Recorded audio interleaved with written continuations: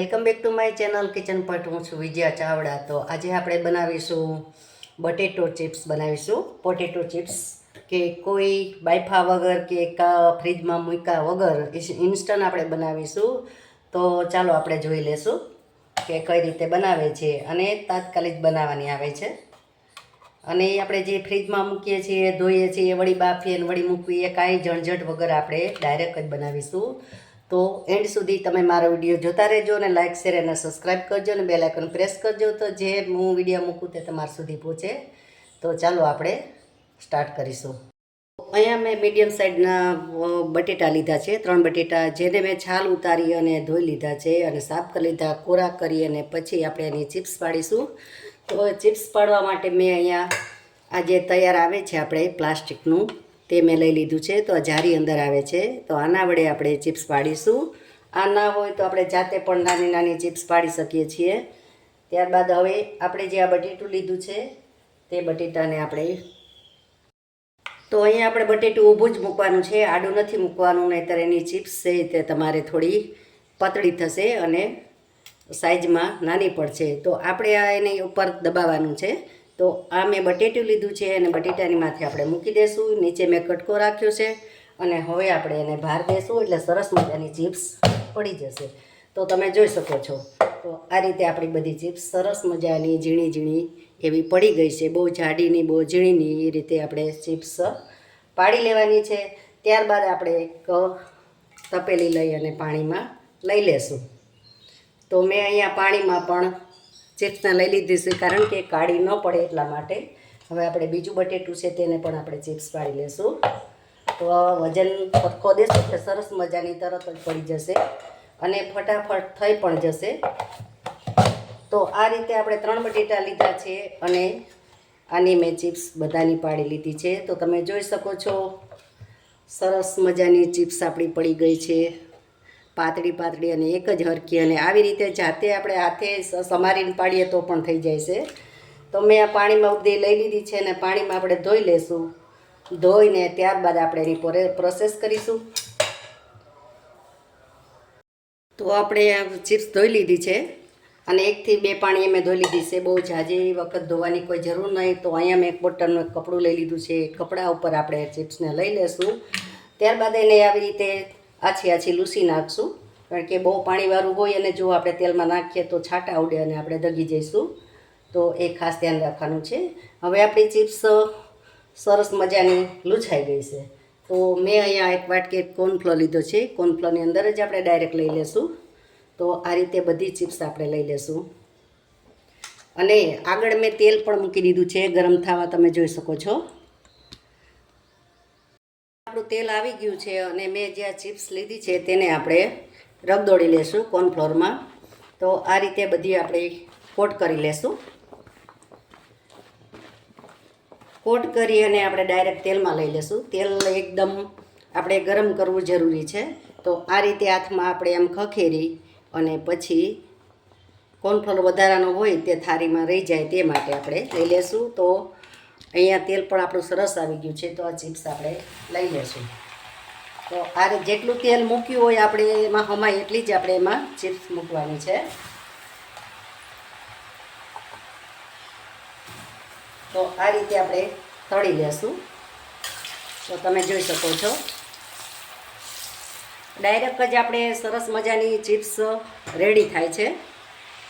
Chips તરાય છે ત્યાં સુધી મેં અહીંયા એક વાટકો લઈ લીધો છે. તો આપણે એનો મસાલો બનાવી લઈશું.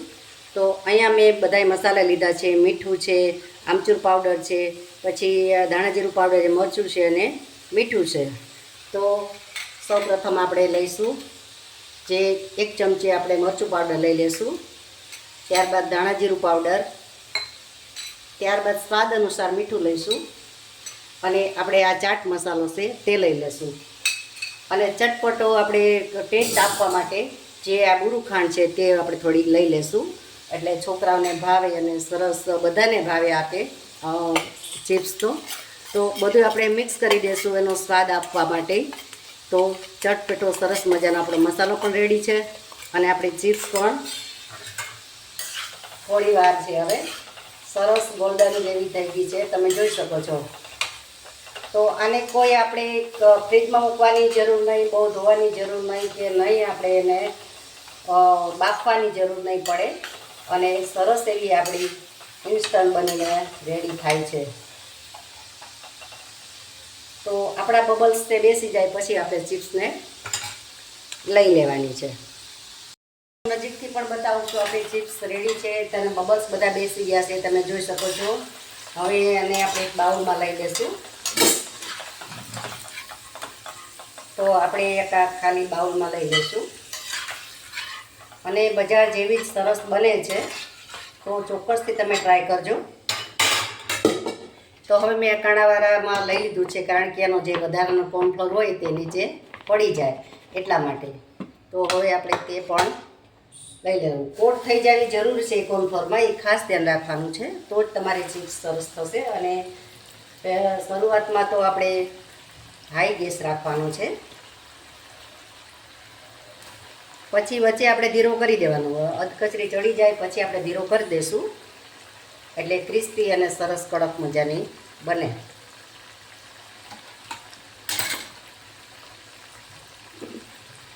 તો તમે જોઈ શકો છો, સરસ મજાની ચિપ્સ રેડી છે, જુઓ તમે.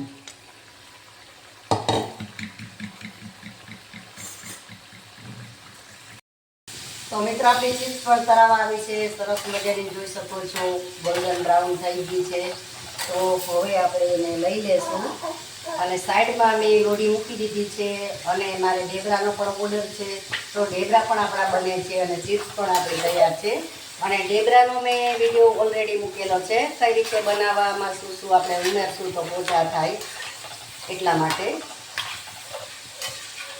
તો અહીંયા આપણી ચિપ્સ સરસ એવી રેડી થઈ ગઈ છે, તો તમે જોઈ શકો છો.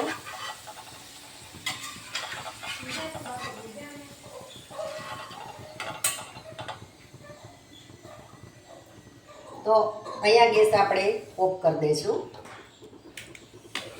ત્યારબાદ આપણે ચિપ્સ જે બનેલી છે તેની ઉપર આપણે મસાલો સ્પ્રિંકલ કરીશું.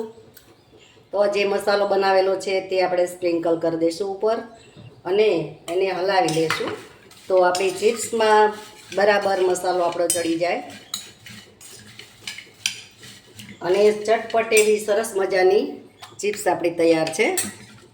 તો આ રેડીમેડ પણ મસાલો મારી પાસે છે, તો થોડો એ હું ઉમેરી દઉં છું, તો આપણે જે ચિપ્સ બનાવી છે એનો સ્વાદ વધી જશે.